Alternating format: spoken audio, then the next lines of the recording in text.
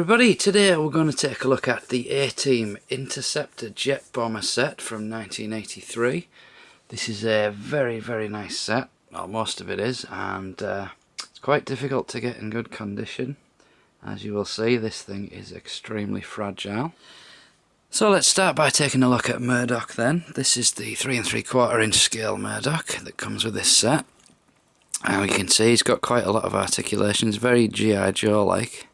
They have the elasticated body, which means you can move the legs a little bit differently to what you would with a Star Wars figure. It does have knee joints. These are extremely tight on this guy.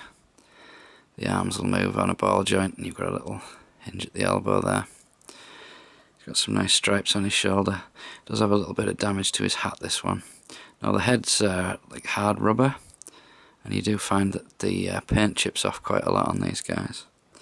Now, this is the one that came with the bomber, and this is the one that comes with the command headquarters set.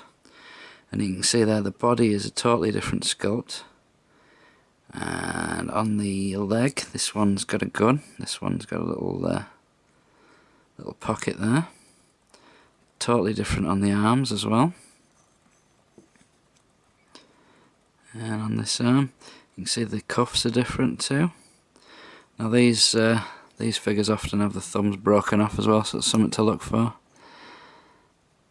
think the rest of him's about the same. Oh, this is the body on this one. Like you can see, that's got a collar around it. So yeah, if you're going to get this set and build it up from loose, this is the Murdock you want. This is the one you want for the command headquarters set. So we get this little tow truck. Now this is absolutely terrible. It's really cheap and nasty. Got the A-Team sticker there. Underneath it's completely hollow. These are just clipped in. It's got a little hole at the back to put the tow cable. A little bit of detail at the front. It's not very good at all. I mean, you can sort of get Murdock to sit on it, but it's like a little kid's toy car. It's just awful. So anyway, that comes with this piece.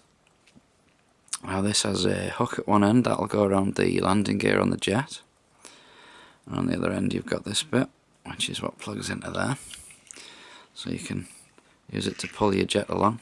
I wouldn't advise doing that though, because the landing gear is really fragile and you don't want to be putting any pressure on it. So this is the jet then, and this is really nice looking. However, it's so fragile. It's amazing any of these survive. So you can see underneath we've got landing gear, and these actually have rubber tyres. That one's retractable, I'll show you that in a sec. This one you actually remove.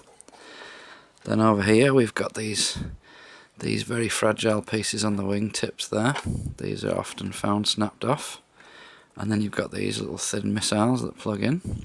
So underneath the wing we've got these little bombs. I am actually missing one on the other side. We've got a little switch on the top of the wing. Now this more often than not just completely falls out, but it is supposed to do that and just drop the bombs. If you push it too hard, the whole thing falls off. You can see it's going a bit there. And also this little switch is a separate piece. So we also get this ladder, this really thin, cheap, bendy plastic ladder, and that just clips onto there. It's actually the right size, so that's not too bad. So you can have your Murdock figure ready to climb into the cockpit. So just looking around the jet then, we can see we've got some reasonable paintwork. It's a little bit ropey there. So this little tail fin at the back is actually a separate piece. If you slide it back, that will just come out of there. And again, these things, they're so fragile. Got to be really careful with them. Well, that'll hold on there quite nicely. Yeah, one drop and this thing's had it. Around the front we've got a nose cone. It's all separate. It looks like a rubber one, but it's not. It's hard plastic, that. Then we've got a cockpit at the front. So again, clear plastic, you're going to get yellowing problems. There's actually no seat or anything inside there, it's just a hole. You can get your figure in, just about. Being careful not to take the paint off his hands.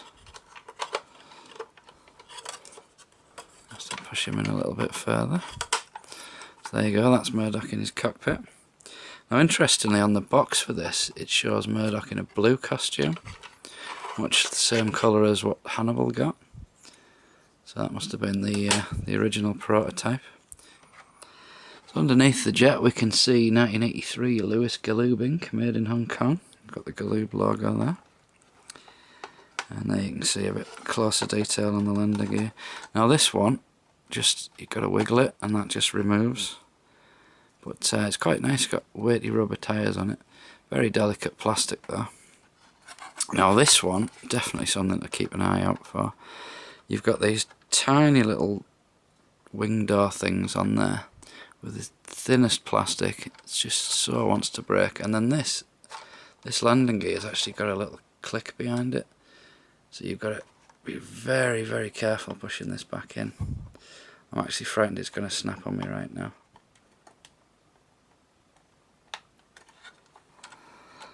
There we go, it's gone in now. That was terrifying. So then that closes up like that. And that holds your wheel inside for when you're flying about. So there you have it, that is the A-Team Interceptor jet bomber with Howlin' Mad Murdock from 1983. It's actually quite a nice set, but some of the pieces are awful. They really are cheap and nasty. I wouldn't advise building it up bit by bit loose, because you're going to have to pay quite a lot of money for some of those pieces, and they're really, really not worth it. But if you can find it complete for a reasonable price, it's going to look good on display. I wouldn't advise playing with it though. I don't understand how something like this could pass safety standards these days. It would just break into sharp pieces, and that would definitely be a problem for kids. But for an adult collector, if you love the A-Team, well worth checking out. So this has been Luke, thanks for watching, I'll see you next time.